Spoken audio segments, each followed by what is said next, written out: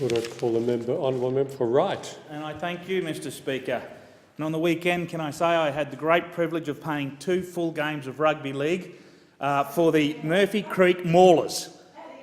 I'm very sore. I can inform the House that I feel like a concertina.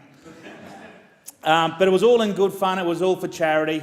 You will remember back the Murphy's Creek is situated right in the heart of, or on the edge of the Lockyer Valley, which was devastated by those tragic floods early in my electorate cycle.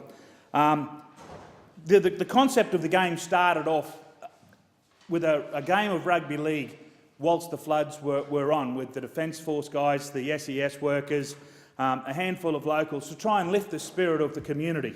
And what's transpired from that, or the origins or the genesis of that game, is a full-on tournament.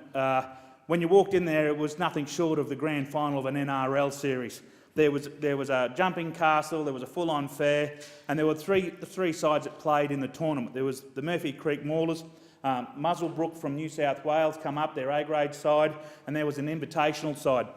The invitational side consisted of the likes of Shane Webke, an international of outstanding calibre. His first-grade premierships consisted of 254 career appearances, 21 State of Origin appearances, and 18 Test internationals. Nathan Blacklock, who also played twice for Australia, was present on the field, along with Jamie Feeney. And can I say to the House with my hand on my heart, I made both of them look very ordinary on the paddock, Mr Speaker.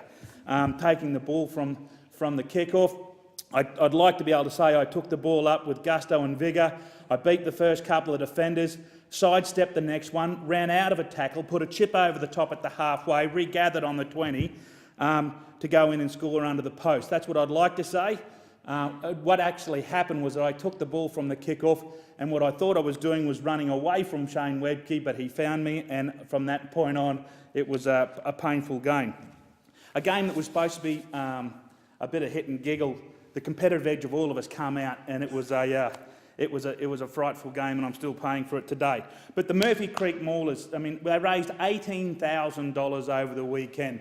My jersey itself raised $195. Once they sold it off, I'm sure I was run up on that, but nevertheless, it all goes to a good cause. The lady that runs the pub up there, Sue Hoy, is an outstanding contributor to the community, and it's that community spirit of Murphy's Creek that will continue to make sure that community rebuilds. Andrew O'Brien, who chairs the Men of League Foundation, was one of the recipients of 20% of the money that was raised. The Men of League do a lot of work in the area with reference to building league development and also with dealing with men's depression. It's a great legacy that those guys embark on. Also, I'd like to thank the President, Bob Mann, who looks after the grounds and that, who is trying to build a greater community there.